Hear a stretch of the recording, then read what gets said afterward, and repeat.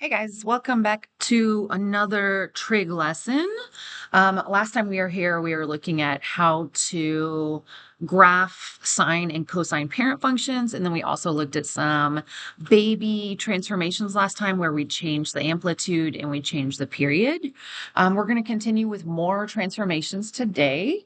Remember when you are graphing a sine or cosine function, there are 5 key points that we need to sketch for one period of the sine or cosine graph. And that was basically like we made one trip around the unit circle and we grabbed the angles at the axes.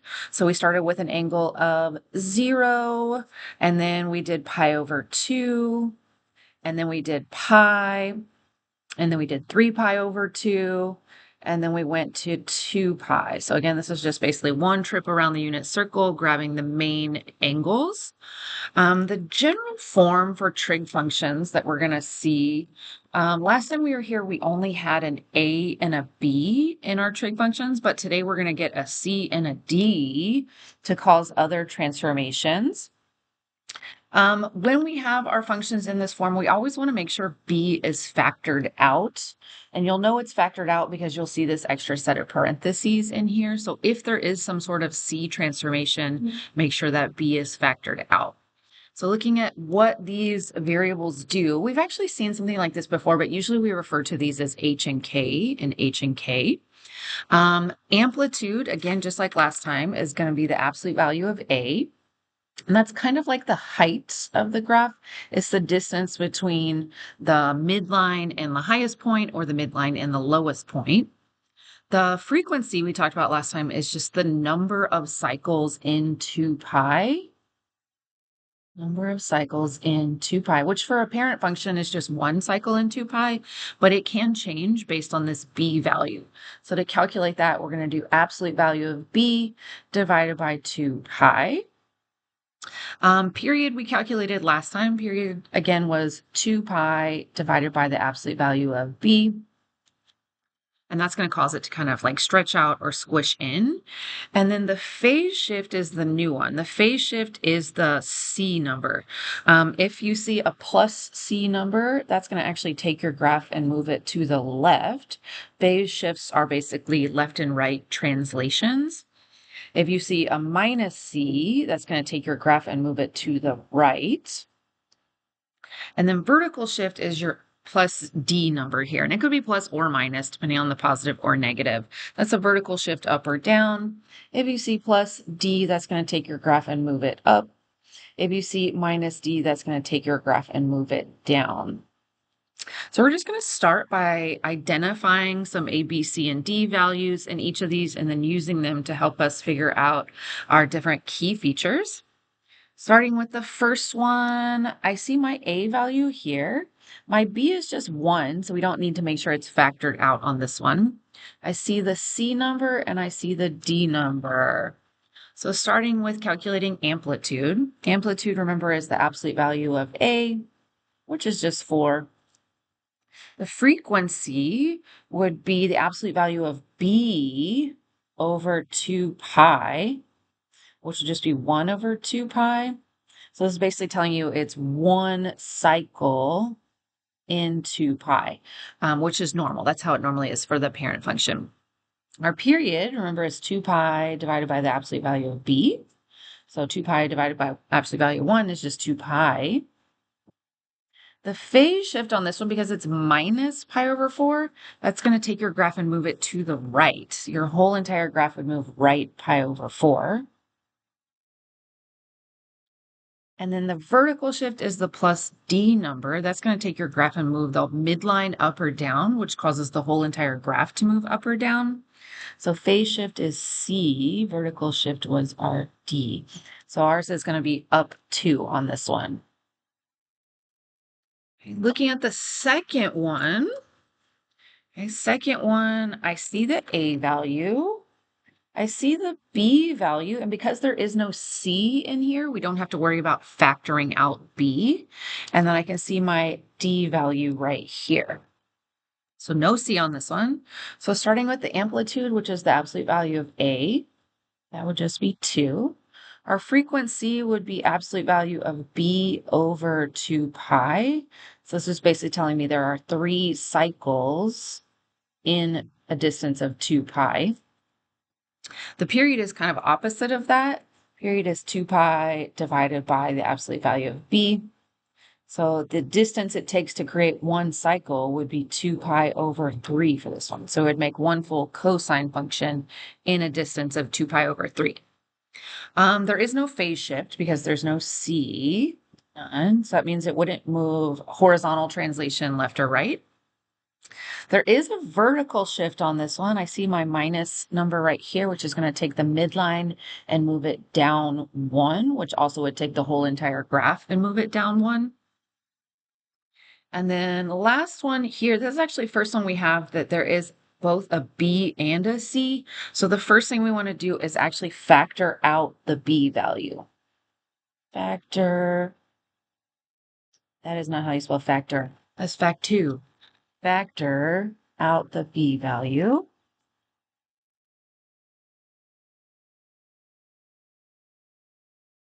Okay, so we'll have y equals sine of, I'm going to factor out a 2 and then put in parentheses what's left over.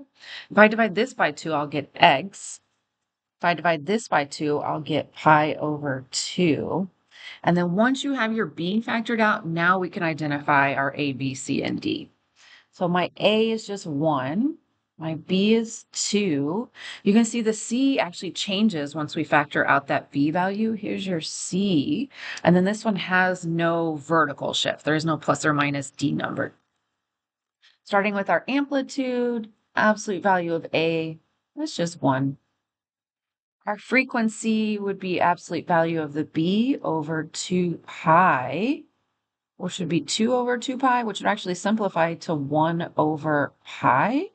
So this is 1 cycle in pi or 2 cycles in 2 pi. 1 cycle in a distance of pi, 2 cycles in a distance of 2 pi.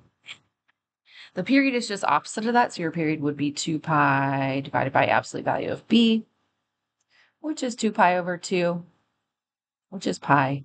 So it would create one full sine wave in just a distance of pi. Phase shift, because it's plus pi over 2, your phase shift for C is going to be left pi over 2. And then there is no D vertical shift, so it would not move your midline up or down. Okay, so let's practice a few of these. We're going to start by just practicing a phase shift, and then we'll kind of combine them all together. Okay. I'm going to start with my parent function points. Actually, let's look at it first. We have y equals sine of x plus pi over 2. So there is no a value, or it's just 1. And then b is also 1. So since b is 1, I don't need to factor out the b value. And then my c is pi over 2, and there is no d value, no vertical shift. So again, I'm going to start with my parent sine function here. So remember, the angles are the x value. These are the thetas. We went all the way from 0 to 2 pi for sine, counting by pi over 2's. So the next one would be pi over 2, which is 90 degrees, and then pi, which is 180 degrees, and then 3 pi over 2, which is 270 degrees. And then the y value is the actual sine value at these angles. Now remember, if you don't have them memorized, you can also find them from the unit circle. But another way I like to do is honestly just think about it. I know the sine goes up, comes back down, and then comes back up again with the midline being here. So I kind of just use this drawing to help me figure out what these y values are. So right here, we would start at 0. The next angle, we would be up at 1. We would come back down to 0. And then we'd go down to -1, and then we come back up to a midline of 0. Okay, so looking at how we're going to adjust our values, we have sine of x plus pi over 2. So again, yesterday we talked about, or last class when we were graphing baby sine and cosine transformations, we talked about anything that's outside the parentheses, like there was a number here, or if there was numbers back here, those would affect the y values, but anything that's inside the parentheses affects the x values. So I know that this is a left pi over 2 translation. Left pi over 2. Now, to get my actual points to do that, what I'm going to do is take what's inside my parentheses. I'm going to set it equal to just a number sign, and I'm going to solve this equation for x. Solve for x. So first thing I would do would be to subtract pi over 2. Actually, only thing we would do would be to subtract pi over 2. And this is going to help me figure out what to do with my x's. I need to take those numbers and subtract pi over 2. Okay, so all of these x value angles, we need to go through and minus pi over 2 from each of them to cause that left shift. Minus pi over 2, minus pi over 2, minus pi over 2, all the way down. And then because there was no transformation number outside of the parentheses, we're not going to have any changes in the y values. So we can actually just take those y values and carry them over for the new transformed function. And then we'll do the calculations for our new x's. So 0 minus pi over 2 would be negative pi over 2. Pi over 2 minus pi over 2 would be 0. Pi minus pi over 2, that's kind of like having 2 pi over 2. Let me do the calculation on my bottom so you can, on the bottom.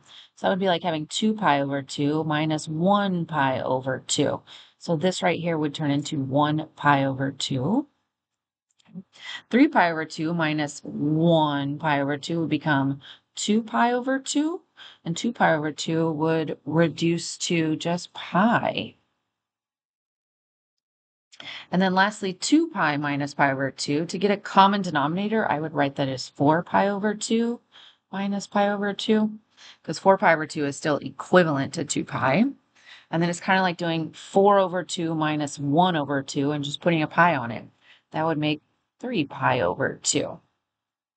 So these are the new points that we're going to plot to see what this phase shift looks like.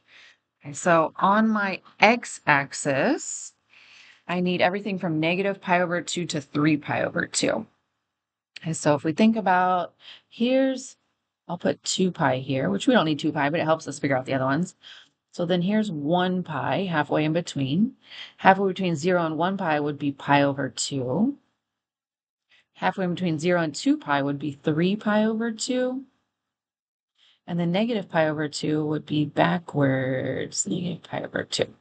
And then for my y-axis, I just need those numbers to go up to 1 and down to -1, so not a whole lot on the y-axis. And then I'm going to plot my points. So my first one I have is negative pi over 2, 0. And then we have 0, 1. Okay, and then pi over 2, 0. And then pi, we're down at -1. And then lastly, 3 pi over 2, we're up at 0 again. And remember, this is actually just one cycle of the graph. So you go up, again, nice curve, not any sharp lines. Okay. It still has the same period, it's just shifted over. Because remember, the period is 2 pi divided by the b, which is just 1 on this one. So our period is still 2 pi. It's just the distance of 2 pi was shifted over because of this left shift here. All right, let's look at another one on the back. What do we got here? Okay. So we are identifying the amplitude, period, phase shift, vertical shift, and then we're going to graph it. I can see my A value is 1. A value is 1. My B value is 1, so we don't need to worry about factoring it out. My C is minus 3 pi over 4. And then there is no D, so it's not going to have a vertical shift up or down at all. Starting with the amplitude, remember, is absolute value of A, which would just be 1. The period would be 2 pi over the absolute value of B, which would just be 2 pi. The phase shift, that's your C, and if it says minus, that's actually going to move your graph to the right. So my entire graph would move right, 3 pi over 4. And then there is no vertical shift because there's no plus or minus number, so the midline would still say right at 0. Vertical shift, none. Okay, we are starting with a sine function on this one. I do believe we started with sine on the backside as well. Let's do it. Okay, so again, our angles go from 0 to 2 pi, counting by pi over 2. So the next one would be 1 pi over 2. 2 pi over 2 is just pi, and then 3 pi over 2. Okay, and because these were sine values, again, I always think about just the shape of a sine function to help me figure out what those numbers are. It's going to start at 0, and then go up to 1, come back down to 0, go down to -1, and then come back up to 0. Okay, and then looking at, we know the only transformation on this one is that it's going to move right 3 pi over 4. So because we have no numbers outside the parentheses that affect our y values, we're only going to have a number inside the parentheses that affect the x values. So remember how I do that?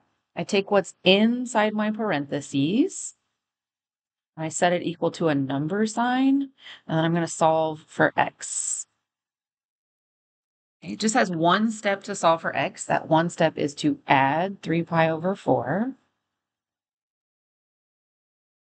Okay, and this helps me figure out what to do with my x's. My x's, I need to take those numbers and add 3 pi over 4.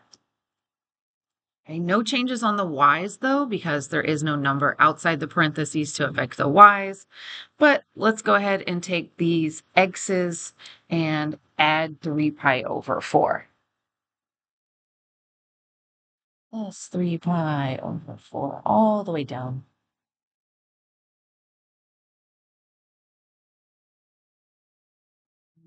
Don't have room left. Okay. No changes on the y, so I'm just going to carry those y's over. 0, 1, 0, -1, 0. And then let's do some small calculations. We'll have 0 plus 3 pi over 4, which is 3 pi over 4. And then we have pi over 2 plus 3 pi over 4, which if you get a common denominator, that would be times 2 times 2. So this would actually become 2 pi over 4 plus 3 pi over 4, which is 5 pi over 4. Pi, you can rewrite that as 4 over 4 pi, because 4 over 4 pi would be equivalent to 1 pi. 4 pi over 4 plus 3 pi over 4 is 7 pi over 4. For this one, you would have to rewrite that times 2 times 2. That would become 6 over 4 pi. 6 over 4 plus 3 over 4 would be 9 over 4 pi. So 9 pi over 4. And then for 2 pi, let me see, we put that over 4. That would be 8 pi over 4, which is still equivalent to 2 pi. And then adding those numerators, 8, 9, 10, 11 pi over 4. Right? 11 pi over 4 is almost 3 pi, because 3 pi would be 12 pi over 4. So if we're trying to adjust our axis, I'm going to put 3 pi all the way at the end. So then I'll kind of split this into thirds. So then maybe here is 2 pi. So then here would be 1 pi. Okay, so we're needing 3 pi over 4. So if we think about, here's pi over 2. Here's 3 pi over 2. Pi over 2. 3 pi over 2.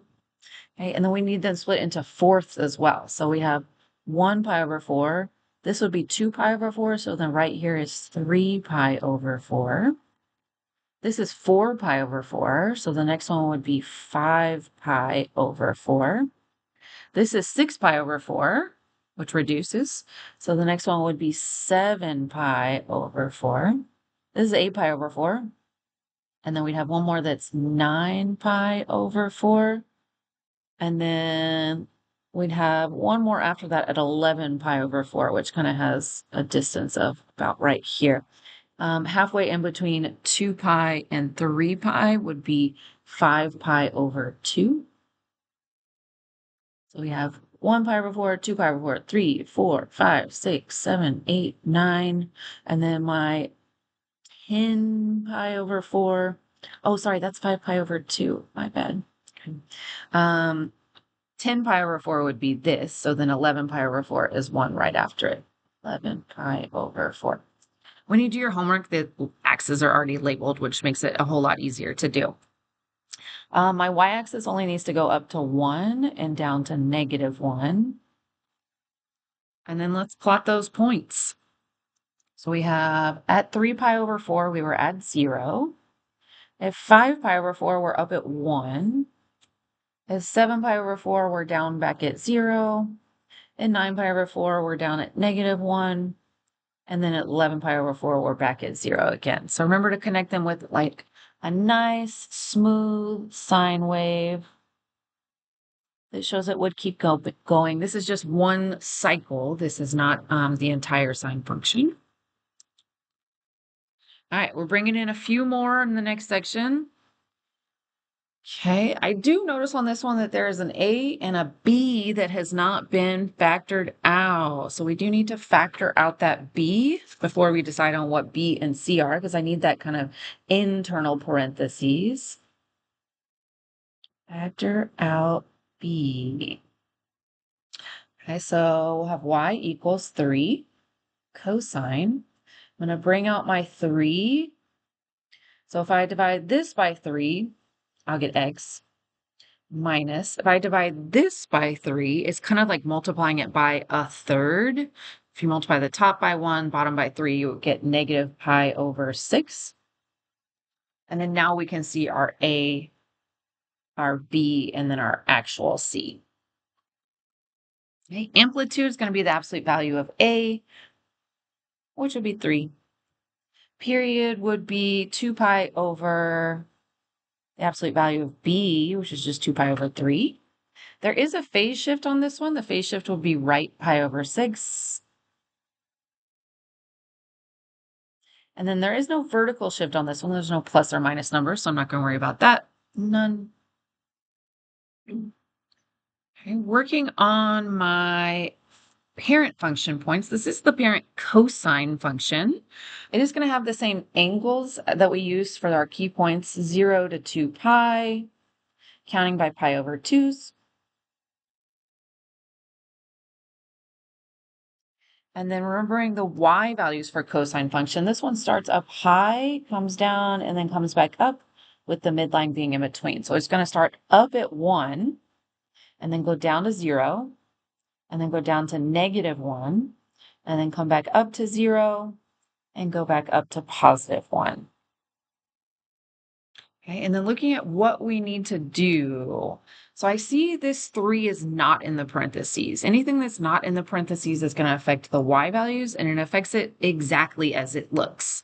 So my y's, I need to multiply by 3. Y's times 3. I'm going to go through all these y values here, multiply them by 3.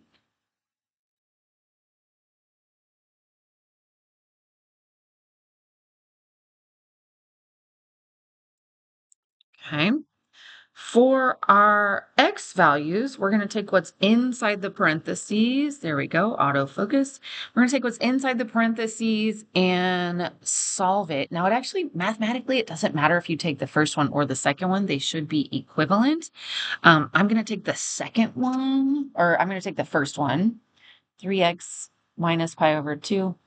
Set it equal to a number sign, and then we'll solve for x. And that'll help me figure out what to do to my x's. So first thing I would do would be to add pi over 2. Add pi over 2. That gives me 3x equals my numbers plus pi over 2. And then last step would be to divide by 3. Now on this side, because we have a fraction, I'm probably going to instead say times 1 over 3. Times 1 over 3. Same thing mathematically. So this is telling me what to do to my numbers. We want to do my numbers plus pi over 2 and then multiply by a third. My numbers plus pi over 2 and then multiply by a third. So my x number plus pi over 2 and then multiply by a third. 1/3 plus pi over 2 then times a third plus pi over 2. Oh, I put the parentheses in the wrong spot. Sorry. plus pi over 2 times 1/3. All right, let's figure out those new points. I'm going to start with my new y's. Those are much easier. 3 times 1 is 3. 3 times 0 is 0. 3 times -1 is -3. 3 times 0 is 0 again, and 3 times 1 is 3. For my first row, I have 0 plus pi over 2, which is pi over 2, that we're multiplying by 1/3. That becomes pi over 6. For the second one, 1 pi over 2 plus 1 pi over 2 would become 2 pi over 2, which would just simplify to pi times 1/3. Pi times 1/3 would be pi over 3. Okay. Let's see. This would be 2 pi over 2 plus 1 pi over 2 would make 3 pi over 2. And then we're going to multiply that by 1/3. Those 3's would actually cancel out here. Cancel, cancel. And we'd be just left with pi over 2. Let's see. 3 pi over 2 plus 1 pi over 2. That would become 4 pi over 2. And 4 pi over 2 is the same thing as just 2 pi. So now it says 2 pi times 1/3. 2 pi times 1/3 would be 2 pi over 3. And then lastly, we have 2 pi plus pi over 2. So that would be 4 pi over 2 plus 1 pi over 2, which is 5 pi over 2 times 1/3 would be 5 pi over 6. Okay. 5 pi over 6 is almost pi because pi would be 6 pi over 6. So I'm going to start by just writing pi. Okay. And I'm going to kind of split this up to kind of do my graph here.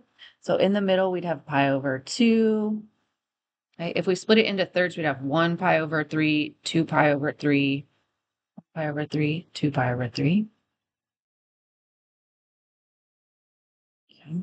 If we split it into 6, or if we did half of pi over 3, that would be pi over 6 here. 1 pi over 6, 2 pi over 6, 3 pi over 6, 4 pi over 6, and then here would be 5 pi over 6, and I think that's all the ones we need. And then the y-axis needs to go up to 3, and then down to -3.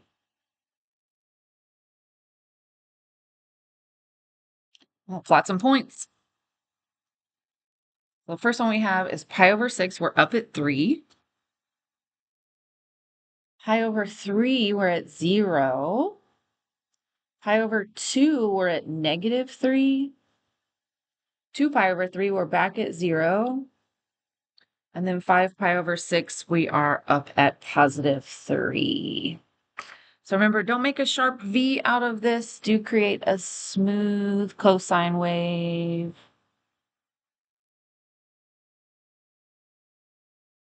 Ta-da, there it is.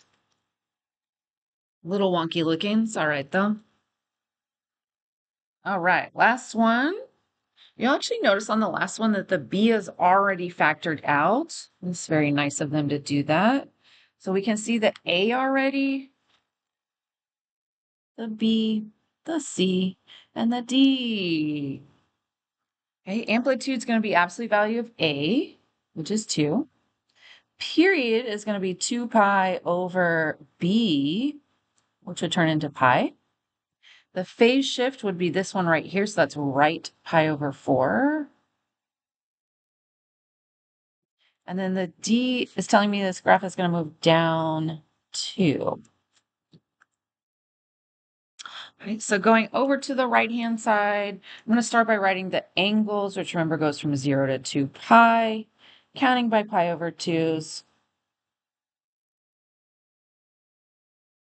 And then because these are cosine values, remember we had the same cosine values on the last one. That was 1, 0, -1, 0, 1. I always think about it as 1, 0, -1, 0, 1. All right, looking at how we're going to adjust the y values first. Anything not in the parentheses is going to affect the y values. So I can see my y values, I'm going to need to multiply by 2 and then subtract 2. My y's, we're going to multiply by 2, then subtract 2. Because the y's are straightforward. Multiply by 2, subtract 2.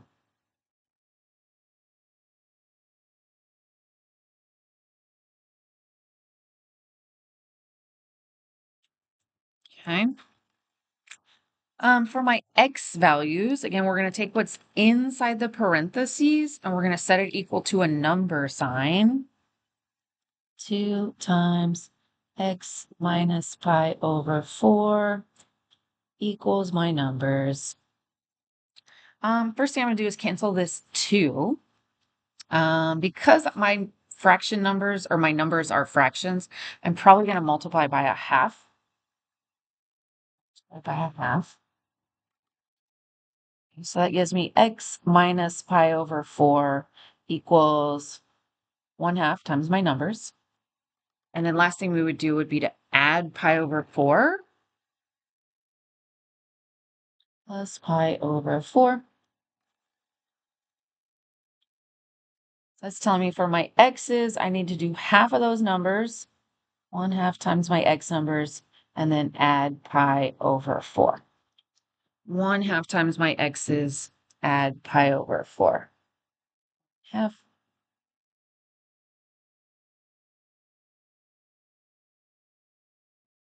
Half. And then we'll add pi over 4.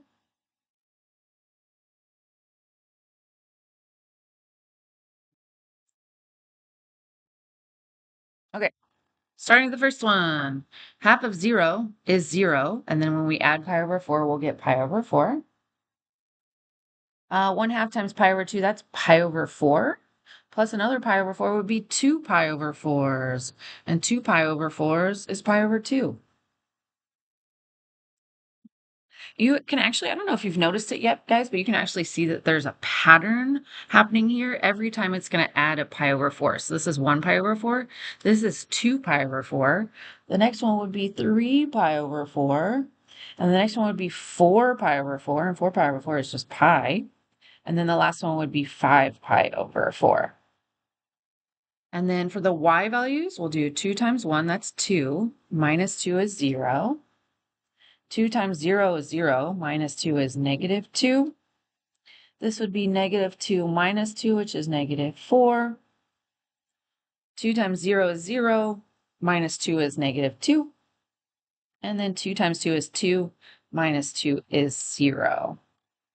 So I need my x-axis to go a little bit past pi. So again, it was counting by pi over 4s every time. So I'll just put pi here. Okay, so we'd have 1 pi over 4, 2 pi over 4, 3 pi over 4. 2 pi over 4 reduces to pi over 2. This is 3 pi over 4. This is 4 pi over 4, and then you'd have 5 pi over 4 after that. So plotting those values, if pi over 4 were at 0, if pi over 2 were down at, oh, I didn't put my y's.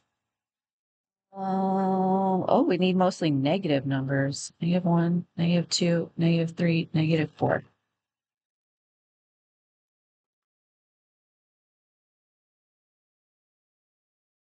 Okay, so we got pi over 4 is 0. And then at pi over 2, we're down at -2. At 3 pi over 4, we're down at -4. At pi, we're at -2. And then at 5 pi over 4, we are back up at 0.